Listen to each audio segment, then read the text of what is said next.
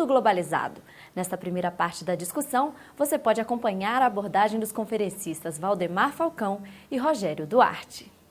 Nós achamos que seria interessante, antes de entrar nos finalmente do tema da mesa, fazer uma pequena introdução para a gente firmar bem esse conceito de contracultura. Porque esse termo, na verdade, ele começou a ficar plasmado na consciência coletiva a partir dos anos 60, quando houve toda a revolução de costumes que desagou nisso, que é esse encontro nosso aqui, inclusive.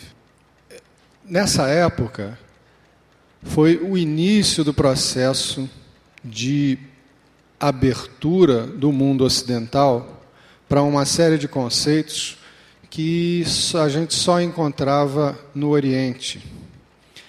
Então, o sentido é exatamente esse, quer dizer, a contracultura, e a gente encontra no próprio slogan do Encontro da Nova Consciência, o subtítulo de O Pensamento da Cultura Emergente, ou seja, é uma cultura que vem dos subterrâneos da cultura dominante, no sentido de que representa questionamentos e novas alternativas para se propor um enfoque cultural. De uma forma bem clara, nós, os 4 participantes dessa mesa, somos um produto dessa contracultura que começou a se manifestar nos anos 60. Quer dizer, a gente sabe que antes disso, a gente tinha um pensamento hegemônico no mundo ocidental, basicamente conduzido pelo pensamento judaico-cristão, que é a base da civilização ocidental, e que justamente a partir dessa época começou a ser questionado e começou a ser acrescido de informações que para nós eram absolutamente desconhecidas. Quer dizer, a gente jamais conseguiria imaginar, por exemplo, uma mesa como essa em 1960, para dar um exemplo, né? Quer dizer, tudo que cada um de nós aqui faz como atividade profissional, estilo de vida, opção de vida, é um fruto dessa época. Do ponto de vista da minha leitura como astrólogo, nós tivemos no ano de 1962 um grande alinhamento planetário, no qual tivemos 7 planetas colocados no signo de Aquário. Para ser mais preciso, no dia 12 de fevereiro de 1962.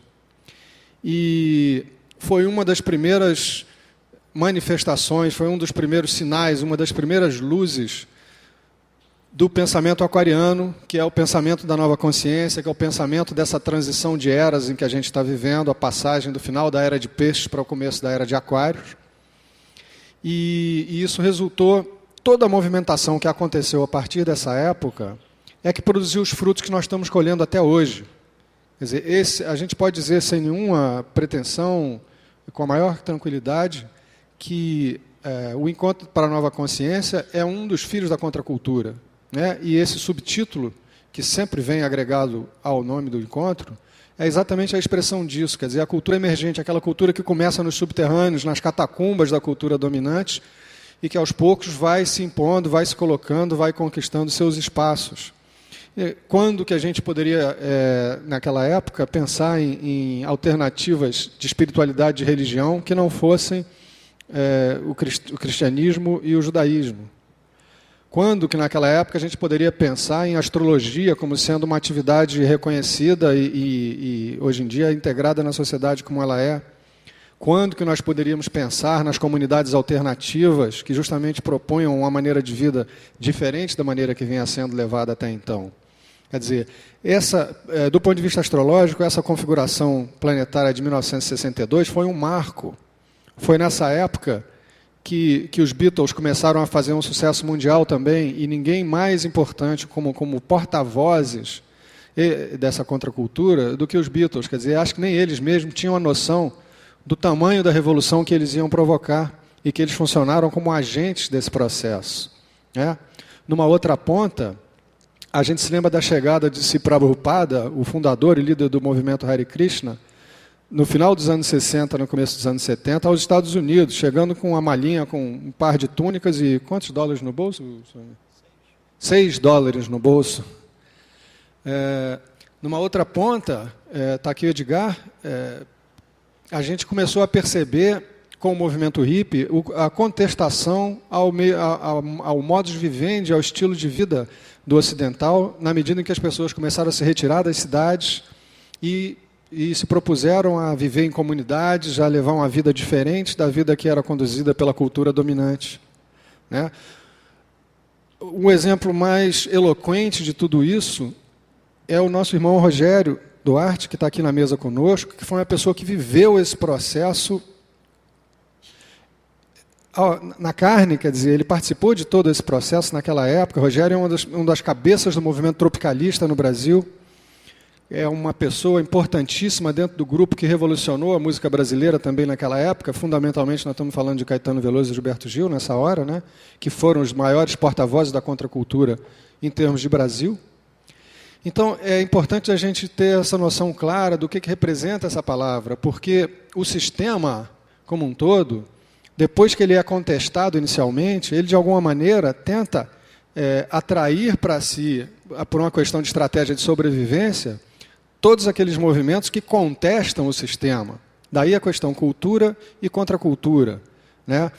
De certa forma, hoje em dia, nós quatro aqui da mesa, nas suas atividades, somos, entre aspas, já aceitos pela sociedade, não somos vistos mais como loucos ou como excêntricos ou como coisa assim, embora a gente saiba que ainda se guarda uma certa reserva em relação ao que nós propomos, ao que nós trabalhamos, aquilo com o que nós lidamos no nosso dia a dia. Mas o sistema tende a fazer isso, ele tende a cooptar, a trazer para si, até pela sua própria sobrevivência, os elementos que surgem contestando a cultura dominante.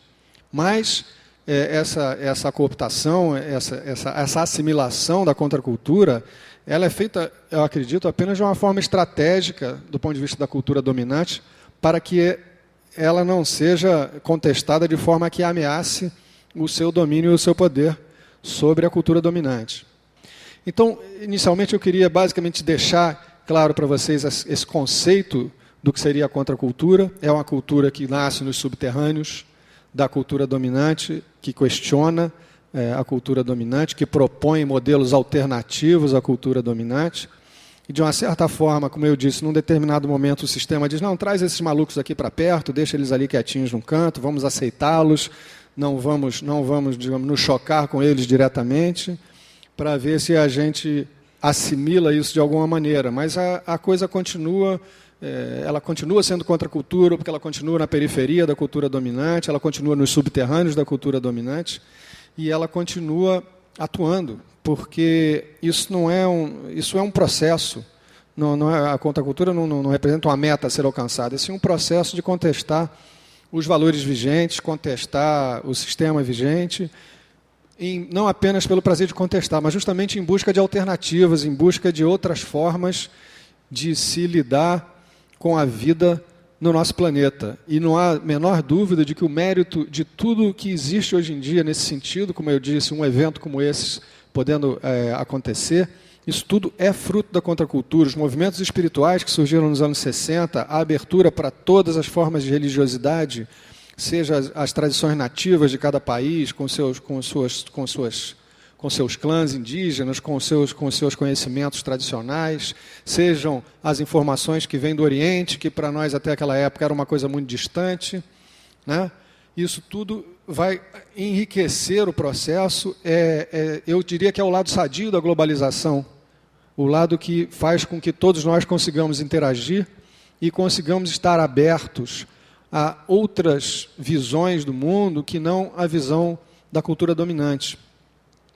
Feita essa introdução, eu queria passar a palavra para o Rogério Duarte, porque, como eu já disse, de todos nós que estamos aqui na mesa, ele foi a pessoa que mais viveu isso na carne, que acompanhou esse processo todo, que teve uma participação decisiva e importante nesse processo aqui no nosso país.